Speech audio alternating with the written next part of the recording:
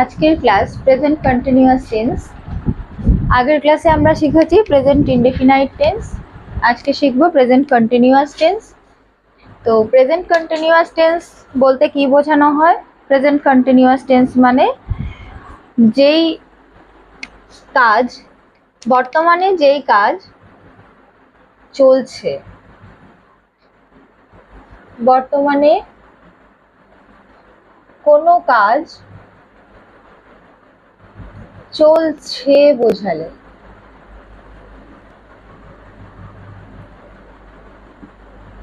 বর্তমানকালে কোনো কাজ চলছে বোঝায়, তখন সেটা প্রেজেন্ট কন্টিনিউয়াস টেন্স হয়। কন্টিনিউ কথাটার থেকেই আমরা বুঝতে পারছি যে এটা চলছে, এমন কোনো কাজের কথা বোঝানো হচ্ছে। যেমন আমি চিঠি লিখছি,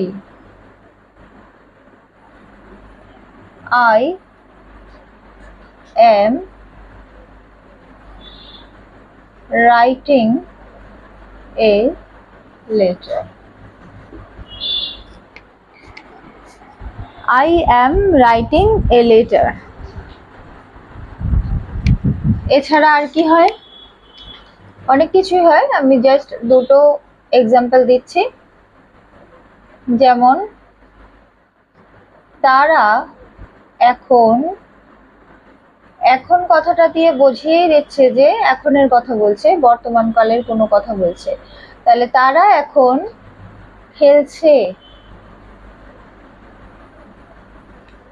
কি হবে? দে আর প্লেইং নাও।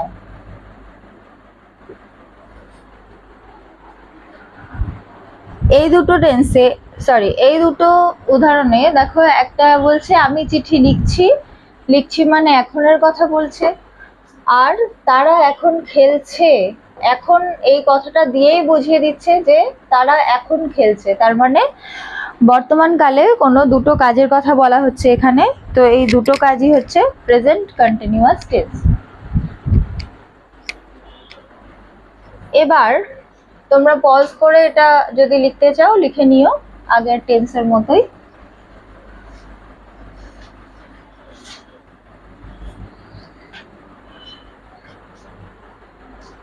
এবার বাংলার রূপ,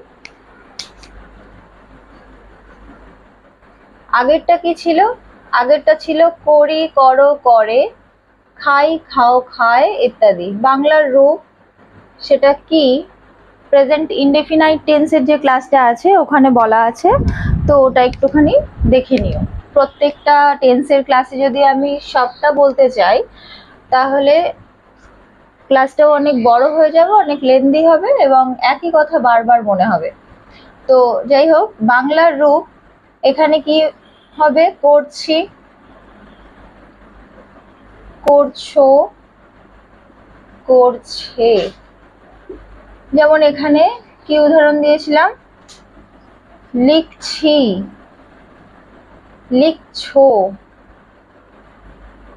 লিখছে।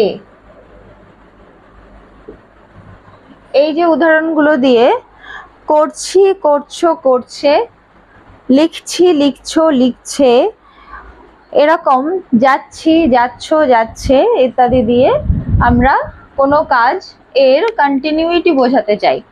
তো তখন এই টেন্সগুলো মানে এই বাক্যগুলোকে প্রেজেন্ট কন্টিনিউয়াস টেন্সে ব্যবহার করা হয়।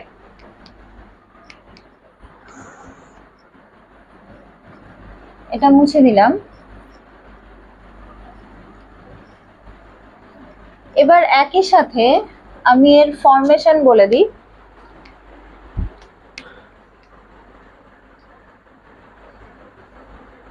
ফরমেশন বা গঠন মানে বাক্য কিভাবে গঠন করতে হবে প্রেজেন্ট কন্টিনিউয়াস টেন্স অনুযায়ী। কিভাবে গঠন করব? সাবজেক্ট এম, ইজ, আর এর যে কোনো একটা প্লাস ভার্বের সাথে আইএনজি প্লাস অবজেক্ট। এবার একটা উদাহরণ দিয়ে দেখাই, যেমন আমি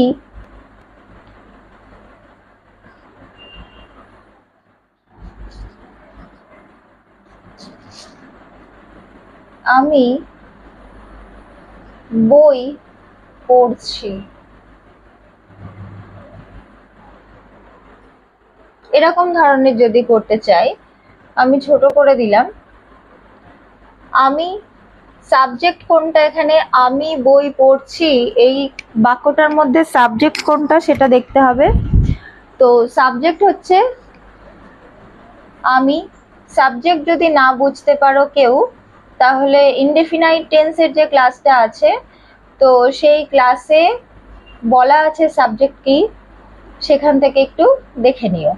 তাহলে আমি, ইংলিশ কি আই, এবার কি আছে এম ইজ আর এর যে কোনো একটা, তো আই এর পরে সবসময়ের জন্য এম বসে, তো am reading book. I am reading book. এবার আই এম রিডিং বুকও দেওয়া যায় বা আই এম রিডিং এ বুকও দেওয়া যায়, এটা শ্রুতি মধুর করার জন্য বাক্যকে, এছাড়া আর কোনো ব্যাপার নেই। কারণ এখানেও একই ব্যাপার, আগের টেন্সের ক্লাসে আমি বলেছিলাম যে বই যখন পড়া হয় তখন আমাদের দুটো চোখ কিন্তু ফোকাস করে একটাই বইকে। যতই আমরা রেফারেন্স বুক বা অন্যান্য কিছু নিয়ে বসি না কেন, ফোকাস কিন্তু আমাদের একটা বইয়ে, একটা নির্দিষ্ট টাইমে একটা বইয়ের দিকেই থাকবে। তো সেক্ষেত্রে আমরা সেই জন্য আমরা এখানে আই এম রিডিং এ বুকও করতে পারি, বা আই এম রিডিং বুক করতে পারি, বা আই এম রিডিং বুকস লিখতেই পারি, অসুবিধা নেই এতে। এবার এম ইজ আর কোথায় কোথায় হয় সেটা আমি একটুখানি দেখিয়ে দিই।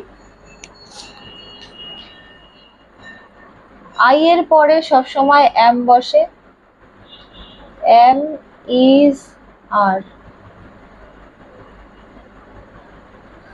আই এর পরে সবসময়ের জন্য এম বসবে, থার্ড পার্সন সিঙ্গুলার নাম্বার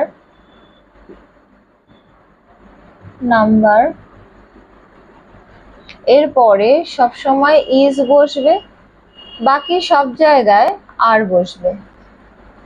বাকি কি থাকছে তাহলে, বাকি সব এর পরে আর বসবে, তাহলে বাকি কি থাকছে, আই হয়ে যাচ্ছে first person singular number, third person singular নাম্বারের ক্ষেত্রে আমরা ইজ বসাচ্ছি, বাকি সব বলতে first person plural number, third person plural number, second person plural number, আর সেকেন্ড পার্সন সিঙ্গুলার নাম্বার। তো এইসবের ক্ষেত্রে আমরা আর ব্যবহার করতে পারি। ওকে, তাহলে আজকের ক্লাস এই পর্যন্তই থাকবে। যদি কারোর কোনো বুঝতে অসুবিধা হয় তো অবশ্যই কমেন্টে জানাবে। ওকে।